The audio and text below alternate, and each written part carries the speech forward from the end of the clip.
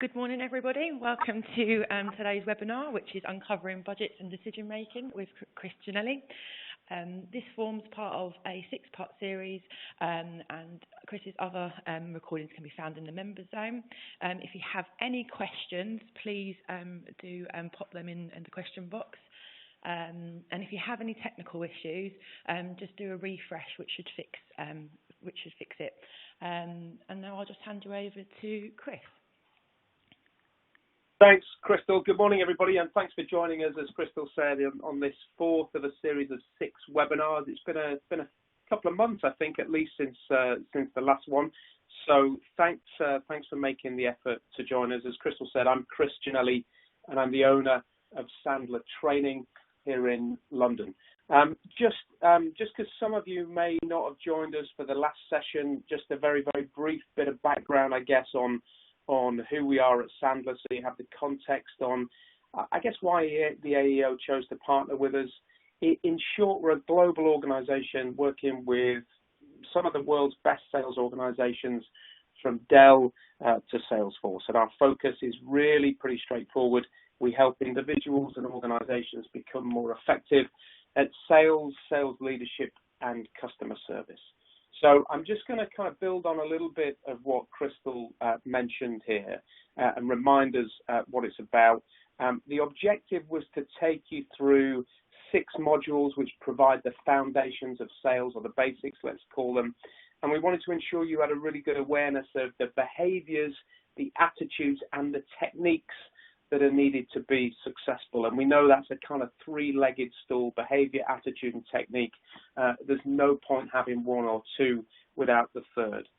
So all the previous modules, as Crystal says, have been recorded and are available to you on the AEO site. The fourth module that we're going to cover today, the plan is to help you understand the tactical strategies that you can use to uncover a prospect's budget, and then explore the elements of the decision-making step. So just a quick heads up of what's coming as well. So in Module 5, that's where we get to presenting the solution and closing the deal, and we're going to share some techniques and attitudes to win, and importantly, win without discounting.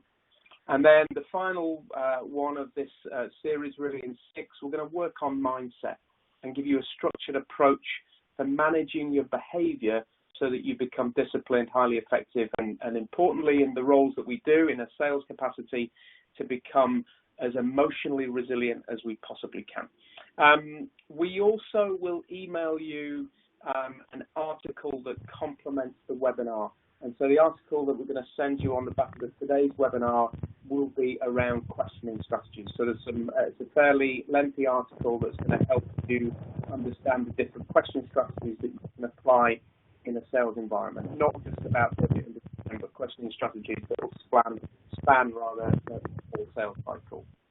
You also will get access to Sandler Online, our sell site. So just a quick kind of heads up on that. You get a free 12-month pass for Sandler Online. And after today's session as well, we'll email you the link to the registration form, just a couple of simple bits of information, and then you get a year's subscription to a ton of sales podcasts, training video content, audio files, keynote speeches, all that sort of stuff from the global organization that we work for. So use that. It's really useful and helps a lot of people. So let's get to it then, and just kind of, because it's been a little bit of time, let's recap where we've got to so far. So far, we've been going through the sales process. If you remember, this sort of Sandler submarine, the 7-step process. And so far, we've covered bonding and rapport. We've covered upfront contracts, and we've got into the detail of pain, and we covered the questioning strategies that help us uncover pain. Today, we're going to move beyond that third part of pain and move into the next 2 stages. These 3 stages are qualification stages: pain, budget, and decision. So we're going to finish up with our qualification today across budget and decision. Yeah. So we're still qualifying here. This is the point, and I can qualify it out at any point. Asking the prospect, I can qualify it out at any point during the budget and the decision step. Because if I don't find out here whether you're willing and able to invest, and I don't satisfy myself that I'm capable of doing business with you in the context of your decision-making process, then I could be spending a load of time building a proposal that's not going to go anywhere. And clearly I don't want to do that, because when that happens, I've wasted my time, the resources of my business, maybe wasted my manager's time as well, and also the prospect's time. I only want to take time to build a proposal if I'm happy with my pain, budget, and decision step. Okay. So first we'll look at the budget step. I've got a few questions for you first. Just get you thinking about where you're at right now in terms of the way that you do things. So the first question is this. So I just want you to think about this. I want you to write this down if you can, because I think that might be more powerful. First question is, how many times out of 10 do you submit a price without understanding what a prospect is willing or able to invest? Have a think about that. How many times out of 10 do you reckon you submit a price without understanding what a prospect is willing or able to invest? Just intuitively, you'll know. How often do you do that? Out of every 10 occasions. Here's the next question. How many times out of 10 do you discount your price to close a deal? Think about that. How many times out of 10 deals do you discount your price to close the deal? And I'm not even talking about the ones that you win. How many times out of 10 do you discount to try and close the deal? You got that? And just one more question then. If you stopped discounting, even half the times that you do it, half the times that you currently discount, let's imagine you could stop discounting half the times that you do, what do you think the impact on your performance and the performance of your team and the performance of your business would be? Just trying to get your head around that. If you were able to stop discounting at least half the times that you do, what do you think the impact of that would be? I want you to think about that, because discounting is a huge, huge issue for most of the organizations that we start working with. There's a real tendency to rush to discount in order to close the business. And the reality is, when that happens, it's often because we just haven't done a very good job at selling in the previous parts of the process. So we want to try and eradicate as much discounting as we can. Now, we know that when we get to the decision step and we're profiling our prospects, we know that it's helpful for some people to feel like they've got a deal. That's okay, but that's different. That might be a deliberate strategy that we build in to our commercial planning around a deal. Discounting is a desperate measure altogether. It's not the same as a deliberate strategy around helping someone feel that they've got a deal. There's a difference. And maybe we'll talk about that if you need to at the end. So let's have a look at what we're going to cover. I want to explain to you what we should be looking to summarize and review before we jump into this budget step. And we'll then look at how we find out whether or not money is available. And if so, we want to know how much. So let's think about this. When we think about budget, we often think about money. And of course, the budget step is where we talk about money, but we also need to have a conversation about the other things. The other things that the prospect or customer might need to invest in order to get the return that they want or achieve the impact that they're looking for. So we're going to need to understand if there are any other investments in time and resources too. So for example, if I'm running an event or an exhibition and you're going to exhibit at my event, then it's probably not just money we'll need, right? So key members of your team might need to invest their time in the planning and preparation during and after the event to maximize your return. Will you be able to support my event with your executive team, maybe joining a panel debate? Will your sales manager and sales team give the event the attention it needs? Will they get on board and drive attendance and engage prior to the event to generate and engage with warm leads? Right? So there's some time and some resource commitments that we're going to need to test for. And when you switch the investment conversation beyond money, then you differentiate yourself as a salesperson, because you're able to demonstrate that you know what it takes to get a return for your client, and you move towards being that trusted advisor, someone who isn't just interested in taking the money and running. Because you might remember what we talked about earlier in the webinars. What we're trying to do is create trust. When prospects trust us, they open up. And when they open up, you get better insights about how you can help and what it'll take to make this happen for them and their organization.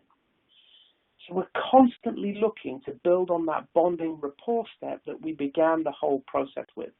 So whatever the investment the prospect needs to take, they need to be both willing and able. You see that at the top of the slide.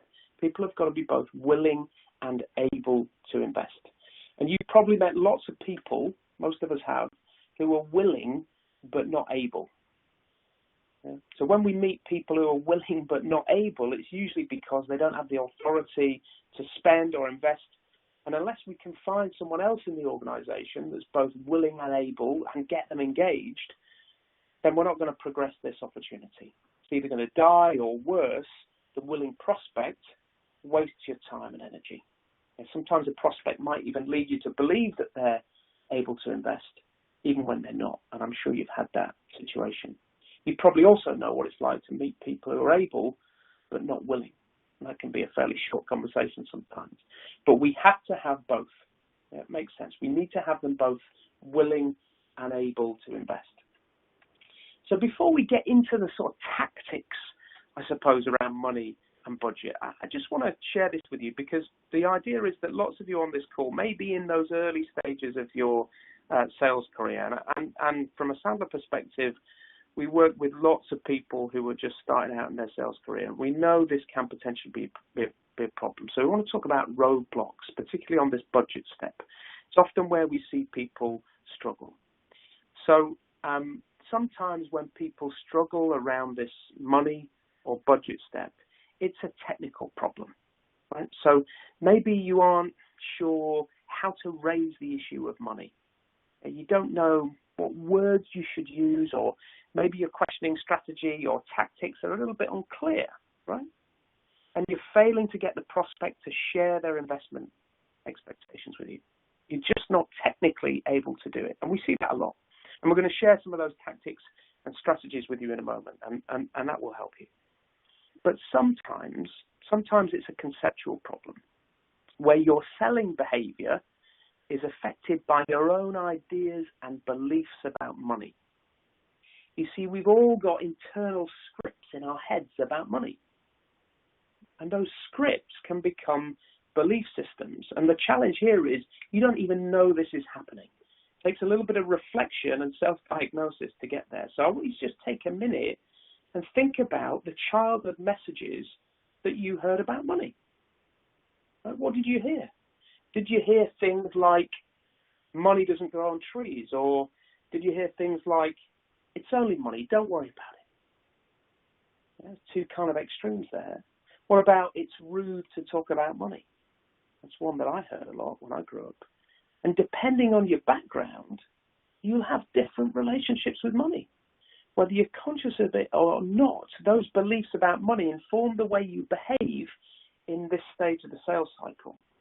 And the opportunity here for us is to recognize any unhelpful belief systems you have and rewire yourself. Let me give you an example. I grew up, being candid now, I grew up in a working class northern town, right? We didn't have a lot of money. It was a scarce resource all through my childhood.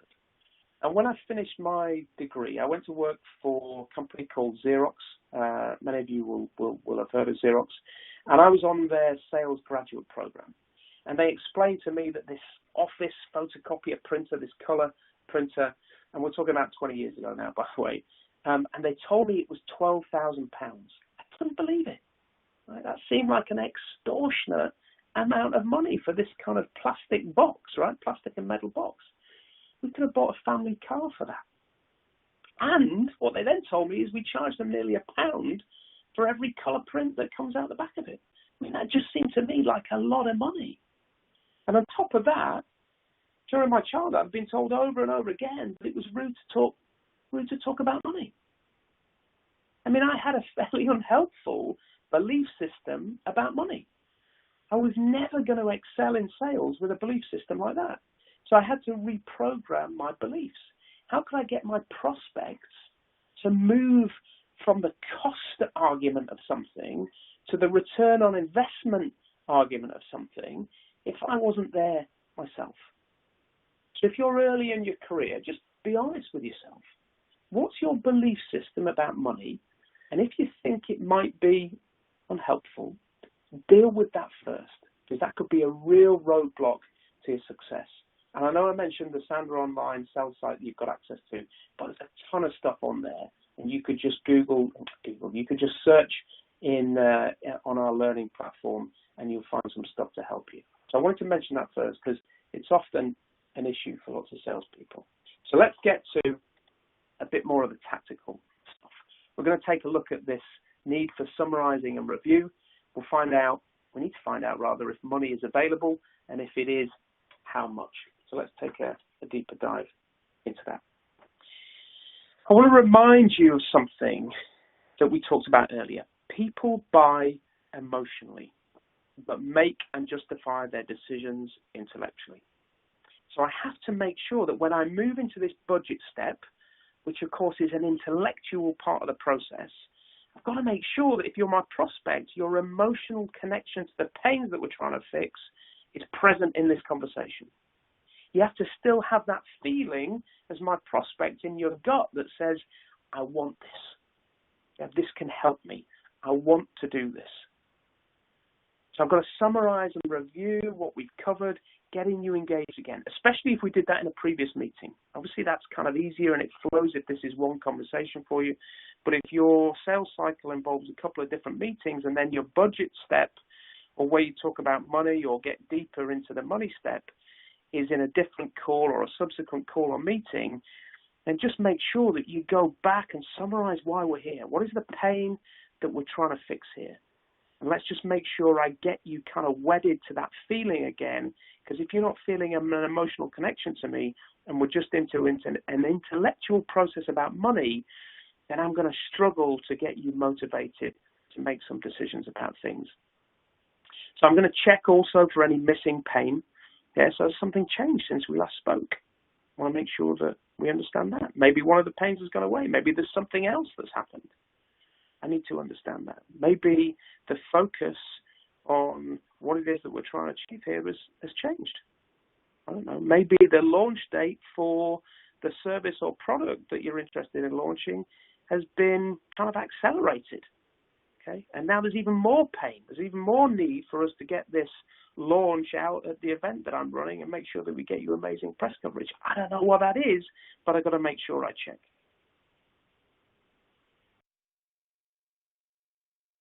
So now we're into the step. Now I need to find out if money is available. So here are a few tactics for opening that conversation. The problem is, though, a prospect might even bring up the conversation about money early. And for most salespeople, they tell me that this is what happens. Early on in the process, a prospect might say, how much is this going to cost? Right? They might be impatient. They just want to feel for that, and that's normal. But the problem is that we don't want to jump in and respond to this. Yeah? And you might remember that we have a tactic called reversing, where we use a softening statement and a reverse to essentially send the conversation back the other way. Because we're not ready yet to move to a conversation about budget. Because if, for example, if the prospect asks you how much before you've identified and quantified the pain, then jumping into budget is going to leave you fighting on the price front, almost certainly discounting to win, and that's if you get the prospect to move forward at all. So we might want to think about saying something like this, and this is a kind of reverse that we might use. If they ask us, how much is that going to cost? And we're not ready for that conversation yet. We might say something like, completely understand that we need to move the conversation to talk about what this will cost. But the reality is, at this point, I don't know. We've got a number of options that might be right for you. And at this stage, I'm just not clear about what I'll recommend. Can I make a suggestion? Let me let me back up a little bit. Spend 5 or 10 minutes, ask you a few more questions, then we can work out what the investment might need to look like. Sound fair? So that's my softening statement and reverse, getting them to back up, and then I'm finishing off with sound fair.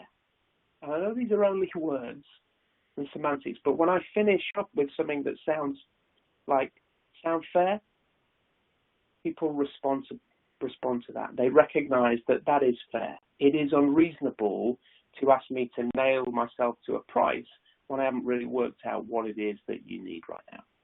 So if I'm not ready for the budget conversation, we're not having it. It's just not going to happen because I know I haven't quantified pain.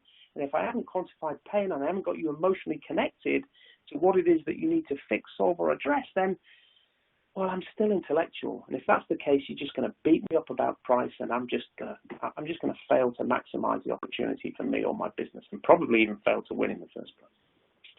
So I can't do that.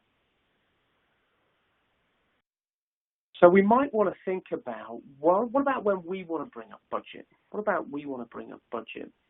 We turn our attention to that. We're happy that we've got enough pain. Now, you could just call it out, and some of you probably will. You know, have you got any budget for this? Have you allocated any budget for that? And that's not wrong. That's okay, but it might be a little bit blunt for your prospect. So if you've got a kind of demanding, quick decision making, if you remember the disc styles that we did, a kind of high D type, then having a straight up conversation like that might be okay. But if you're dealing with a different type of person, someone more introverted, a little bit more risk averse, then you just asking them out front might make them feel a little bit uncomfortable and prickly. So a safer option is a negative reverse, which might be, given what we've talked about today, I don't know, I don't suppose you've given any thought yet to what it might need by way of investment in order to kind of fix some of these things that you've been talking about. It's just a much softer negative reverse. Don't suppose you've probably not had the chance. Those kind of statements to think about what it might need in terms of investment in order to sort of fix or address some of these things you've been talking about. It's a much softer way of opening it up. We'll talk about what happens when they respond in a minute. The other thing that I want to have available now is third-party stories. Because one of my things that I might need, especially, and we'll get to when somebody hasn't got a budget, or maybe haven't even done anything like this before, I might need to share some third-party stories about what other people have invested with us previously just to test whether or not we're in the ballpark.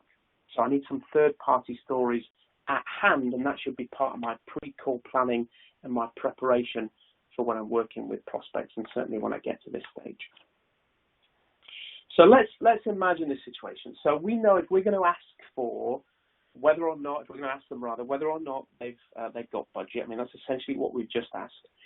There are really just 3 variations of responses. Right? There's a yes, a no, or some kind of maybe. Right? So let's talk about yes first. Let's imagine our prospect says, yeah, we do have budget. Okay, well, that's good to know, but I need to understand how much, right? So if we just say how much, as we talked about before, we run the risk of getting the prospect to close up. But if you say something like, okay, I mean, would you mind just sharing, just round numbers?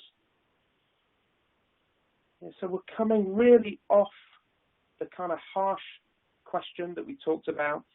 Okay, would you mind just sharing? I mean, round numbers. We're using words there that are less combative, more likely to encourage a positive response. I know it sounds simple, but think about it. Sharing, I use the word sharing. Sharing is caring, right? We hear that when we're kids. And when we say just round numbers, we infer that they're not giving away the family jewels. They're not giving us the specifics, and therefore they're less likely to feel uncomfortable. So the words that we use and the tone that we use, as you can hear now, hopefully, are so important. It's all about making our prospect feel relaxed enough to share with us what it is that they've got in their head around expectations, around expenditure, or even what they've got in their budget.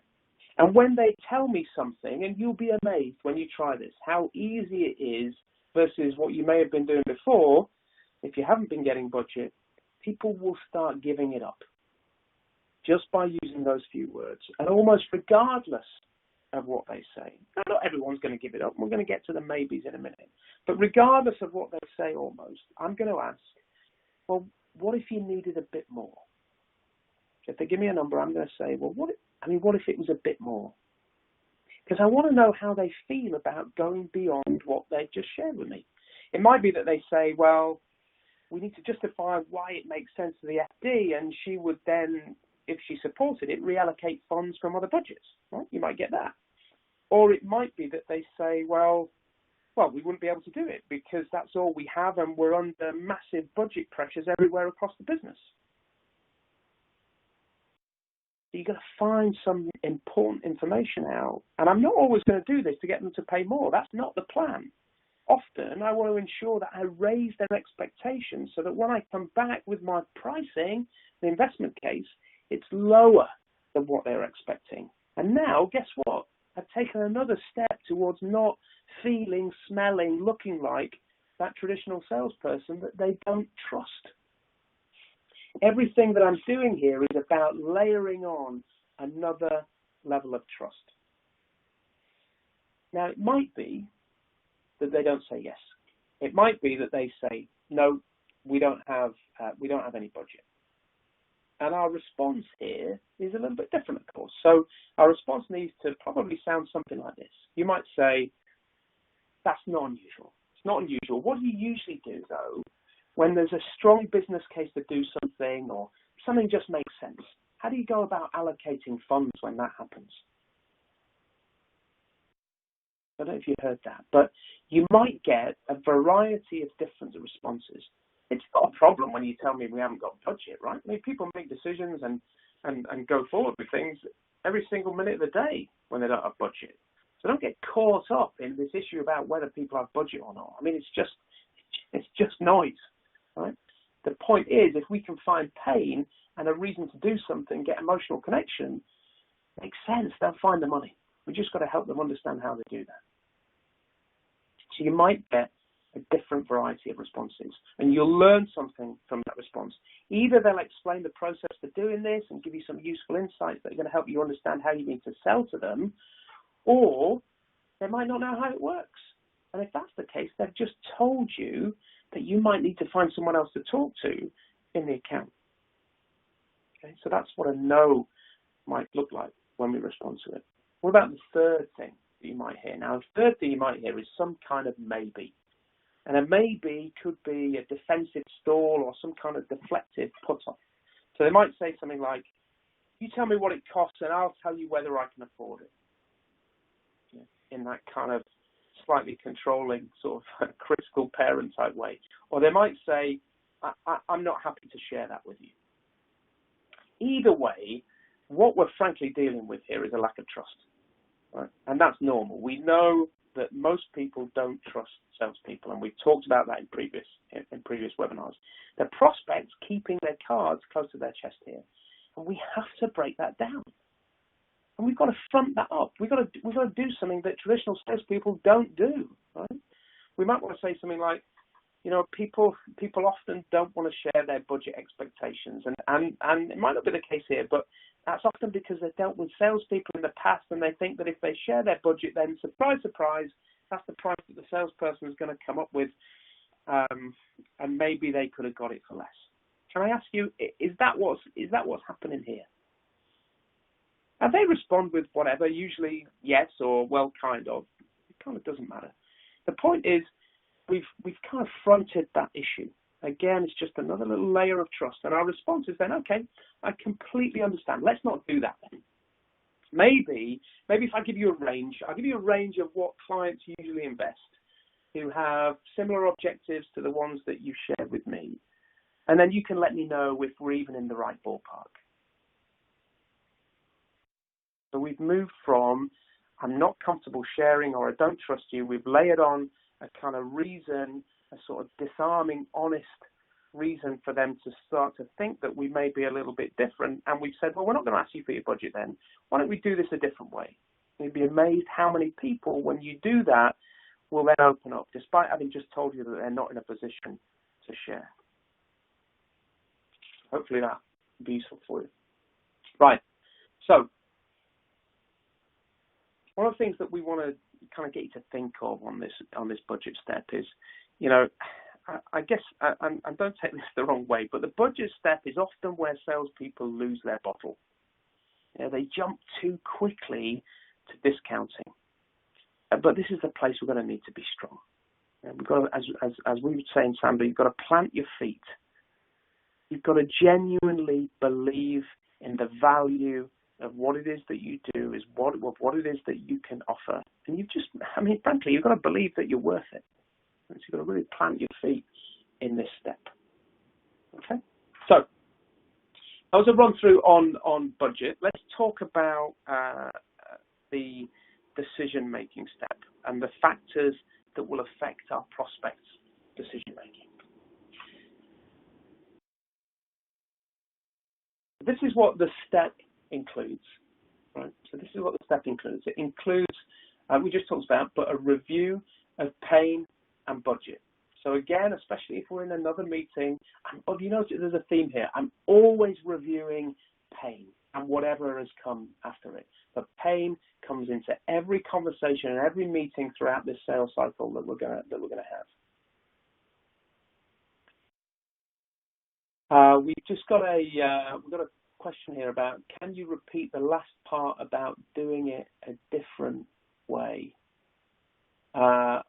Okay, I think I might need some clarity on that question, guys. I'm going to carry on talking, but we will have a couple of minutes free at the end. So can we just clarify, if I could ask Carmen, if you could just, whoever's asked that question, you just clarify it with them, and we'll just come back to that at the end, make sure we wrap up having got some clarification for whoever asked that question. So we're on the decision step. We're going to start, therefore, after we've done that review, we're going to start the information gathering with some open-ended questions. I'm not going to kind of take you through the difference between open and closed questions. I'm sure you've covered that already. But the point is this: we've got to keep the prospect talking. Remember, this is all about making sure the prospect is doing 70% of the talking. We shouldn't be doing any more than 30% of the talking. Always 70-30. We're going to qualify or disqualify the prospect, or determine the fact that there are potentially additional meetings or additional contacts that we need to get in front of. And then we're going to establish at the end of this step an upfront contract, if you remember those, for the next meeting. I want to be clear, crystal clear about the next steps of the meeting. So, the decision step, depending on the organization that you're dealing with and selling to, is about, can be thought of as pretty straightforward, right? We could just see this in terms of the 5 W's and an H to figure it out, right? So the who, the why, the when, the where, the what, and the how. And if you think about this, this is the same process that a good journalist would use to get a really clear understanding of what's happening. And ultimately, if they are a really good journalist, then they're trying to get to the truth. And we call this the newspaper reporter approach, because it is the process that good journalism goes through. And it's as simple as that. So let's have a look at what it is that we're talking about. I'm just going to run through a few of the areas that we might want to kind of uncover here, because it can be quite simple. So who? Let's think about that. So questions we might want to understand here are obvious ones, of course, but who's involved in the decision-making process? And when we ask somebody who's involved in the decision-making process, just understand this need to keep your bond and rapport. Don't ask things like, who's the ultimate decision maker, or can you make the decision? Because you just make the prospect feel uncomfortable, and they're going to lie to you, or they're going to try and protect themselves. So whilst you might want to know that, and we need to know that, what we might say is something a little bit more supportive, right? So it might be, apart from you, who else might need to be involved in the decision? Or in addition to you. In fact, in addition to you is better than apart from you. In addition to you, who else is going to need to be involved? Right? And even if they say, well, no one, it's just me, they're probably not telling the truth, because most people have someone that they at least bounce it off of. Okay, so if someone says no, it's just me, say okay, well that makes sense. Can I just ask though? Most people that we talk to have someone at least that that they just bounce things off before they confirm that final decision. Who's that for you? You notice when I said that, I didn't say, do you have someone that you bounce things off? I said, who's that for you? It's a presumptive question because there is always someone. Always someone. I'm not asking you if there's someone because you'll just lie again. You'll tell me that there isn't. And I ask you who it is for you, you've got the problem now. You've got to think about who that is for you, and then I'll uncover the situation with a bit more clarity. Yeah. So also in the who section, I'm also trying to understand therefore who can influence the decision, if I can speak, and therefore who has also kind of final buying authority. None of the words that I'm going to use in front of the prospect, and this is my other flag, I suppose here. As salespeople and as sales teams, we can have language that we use internally. Just make sure that we understand the language that we use internally is not the language we use in front of the client. So if your boss says to you, look, I need you to find out who makes the ultimate decision there, right? Which is not an unreasonable question, right, from your boss. But we never ask a prospect who makes the ultimate decision, right? It's just not something you would ask that's in the interest of maintaining bond and rapport with our prospects. So just make sure across your whole sales system, you're not using language internally that spills over externally, just as an aside. And what about the what? Let's move to the what. So now what does the process involve? What are the specific steps in that process? What does the prospect or the prospects or people involved in this need to see, hear, and experience during any kind of presentation or solution that we might want to explore with them? They're going to be different people. They're going to need to see, hear, and experience very different things. And what about the when? So the when might be, well, when does the prospect need to, complete or confirm what it is that we're doing? When do they need to start seeing results based on the things that we might be doing together? We're going to come back to that when we talk about timeline. And does the decision need to be made in order to meet any other kind of decision timelines? Is it kind of interdependent on other things in the business or other parts of the strategy? And what about where? Where in the organization? That could be at what level? But also could be geographic as well. Where geographically are the decisions made? So you'll be working with international clients, and it might be that there's some reason why you need to understand where the decision-making sits. Maybe that's important to you. What about how? How will intermediate decisions be made? And we've understood the process and the what and the when. How will that ultimate buying decision to be made? How will the prospect choose between one provider and another? And therefore, there's a follow-on question there is, what alternatives are you considering? And what about the why? So why are decisions made in the manner that you just described? Why are there so many or so few steps in the process? We want to make sure that we ask that why after anything that we need some clarification on. So one of the things that we find, if I can click my slide on, so let's talk about, just bear me one sec. Yeah, so we're going to need to start this decision-making step with open-ended questions, right? There's no kind of, we'll come back to it, there's no real right or wrong place to start. We have a preference that I'll share with you in a minute. But we want to start just gathering information around those 5 W's and that H. We're going to start with an open-ended question. For example, when it comes to making a decision about investing the amount of time and money that we've been discussing, how do you guys usually go about it? It could be something as simple and as open as that.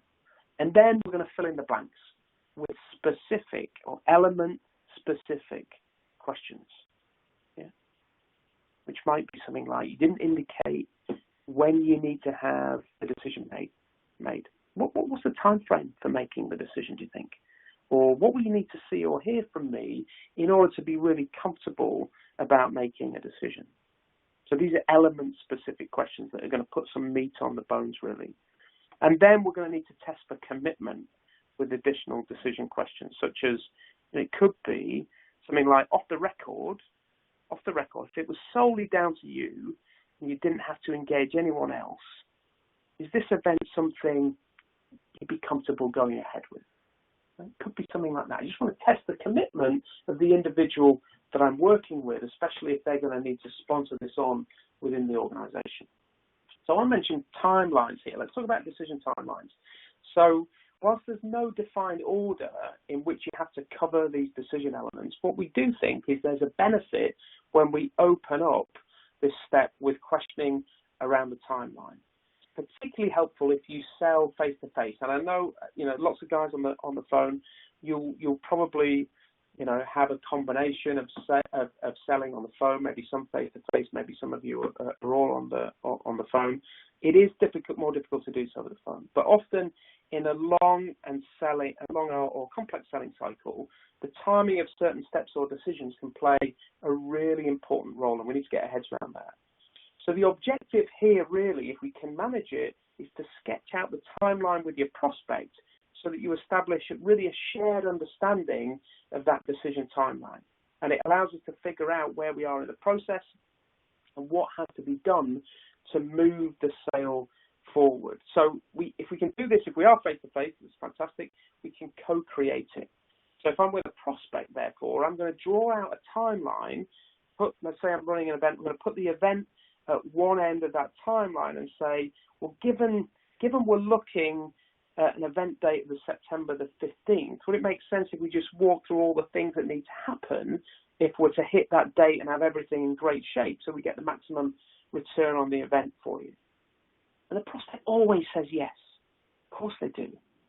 And we then, through our conversation, create essentially a chart, right? Identifying the necessary steps from both the buyer and the seller's perspective that are going to need to happen.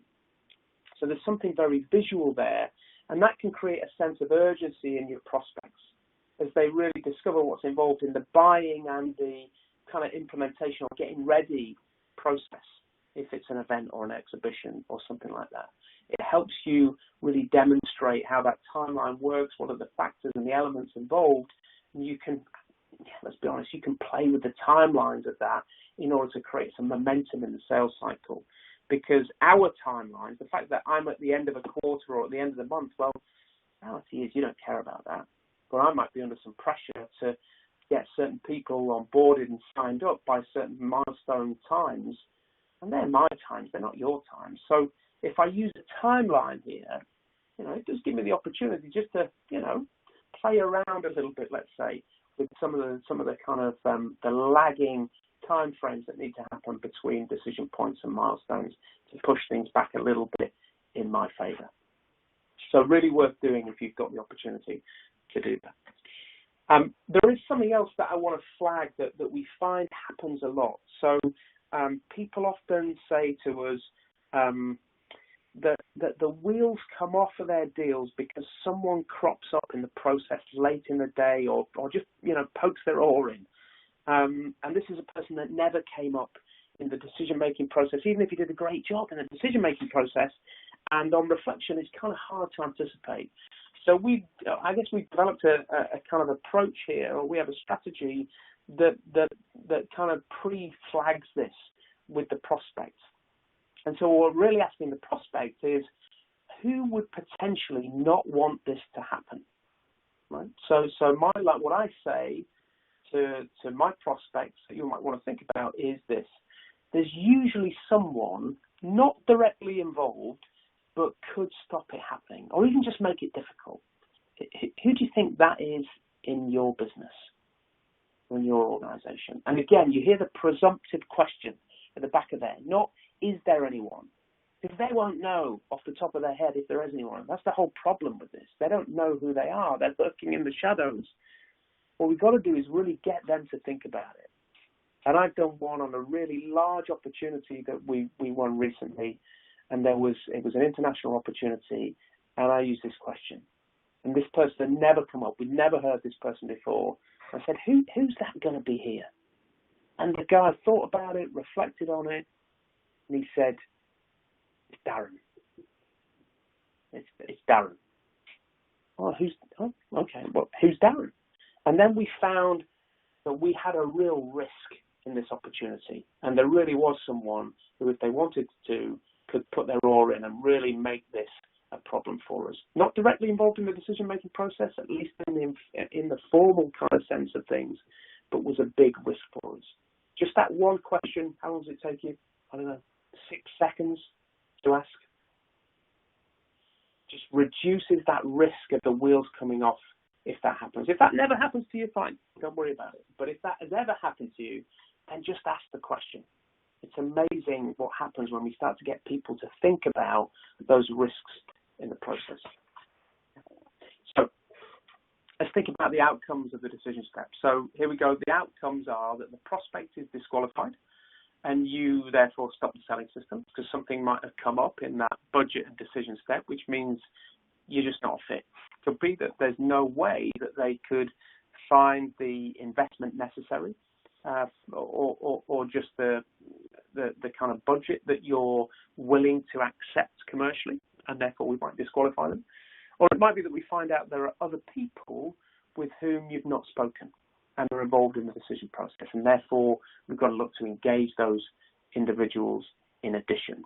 Or if we can't get access to those individuals, then we're going to need to find a way of understanding what they need to see, hear, or experience, and then rehearse and help whoever it is that's going to sponsor this in be able to have the conversations that equip them. Or we get to a point where the prospect is qualified and therefore we continue in our process. Okay. So I'm just going to try and understand, just before we come to a kind of end here and open up for any questions, there is one question here that says, that we asked for clarity on earlier. It says, after the defensive stalls deflecting put-offs, why don't we do this in a different way? Something about putting the price in a ballpark to get a better gauge of where their budget is. Guys, I'm still not clear. I'm so sorry about the question. I think we're agreeing with whoever asked the question. So when they raise an issue or not prepared to share, then we do absolutely put the price in the ballpark to get a better gauge of where their budget is. We are given a range. Remember we talked about those third-party stories? That's what we're going to use there. We call it bracketing, but it's giving the prospect a range of which they need to base their budget on. And you can be smart about how you create that range, because we know someone's going to come back and suggest that they're towards the bottom end of that range. Okay. I'm not sure we've answered the question. If there's any more clarity needed, just drop us a line. So we're going to open it up to questions. We've got a few minutes left. Well, if you haven't got any questions, here's what I'd like you to think about. What did you learn in the discussion today, or the talk that I've just given you? What did you learn? What are you going to stop doing? I mean, stopping discounting would be great, right? If that was one for you. But what are you going to stop doing? It might be something specific. What are you going to stop doing? And what will you start doing as a consequence of what you've heard today? Just reflect on that for a minute. Okay, I'm going to give it another sort of 30 seconds, see if we get any questions coming through.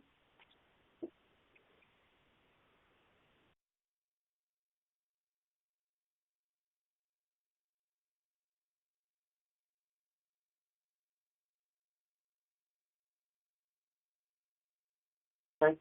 Guys, you've got my email address, my details. Connect with me on LinkedIn as well. We provide and give away a ton of content on LinkedIn. My team who run all my social and marketing platforms are constantly on the go, sharing things with people and posting things. Really happy for you to connect with us on LinkedIn, and that's sometimes a really easy way to get hold of some of our content. Right, there is a question through. If your prices are very straightforward, how do you go about delaying that conversation?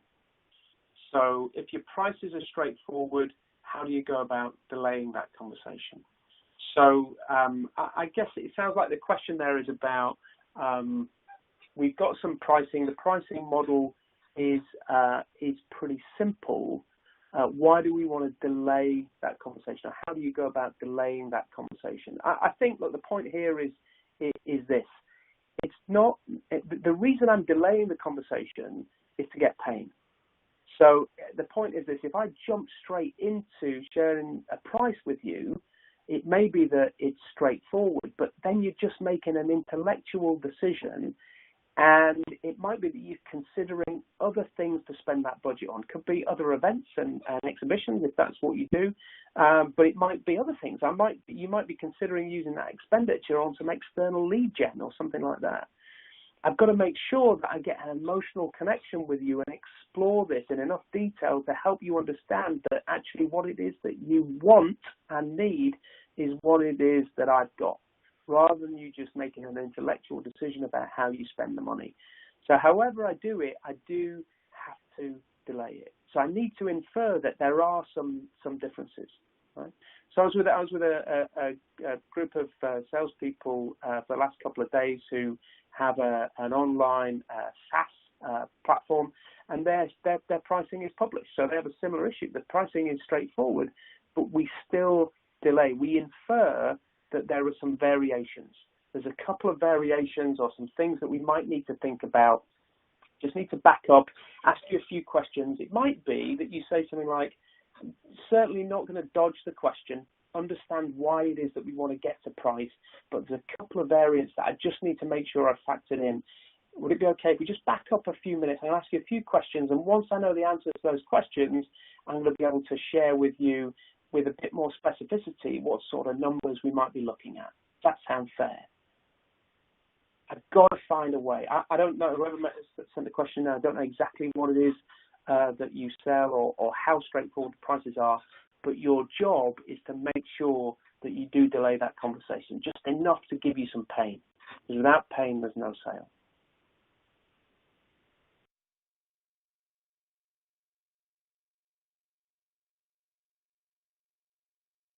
Okay. Looks like we've finished on the questions, guys. Feel free to drop us an email or something like that if there's something that comes up afterwards. Always happy to get engaged and help wherever we can. Have a fantastic weekend in the sun. Thanks for joining us. Look out for the article that you're going to get on questioning strategies. And some of those questioning strategies relate to budget and decision as well. So there'll be there's a lot of examples of questions that you can use. So there'll be some further help in that. Look forward to speaking to you all again soon. Have a great summer. Cheers. Thanks, Chris. That was a great session there. Make sure you guys look out for the next one, which is going to be on the 19th of July. And thanks, everyone, for tuning in.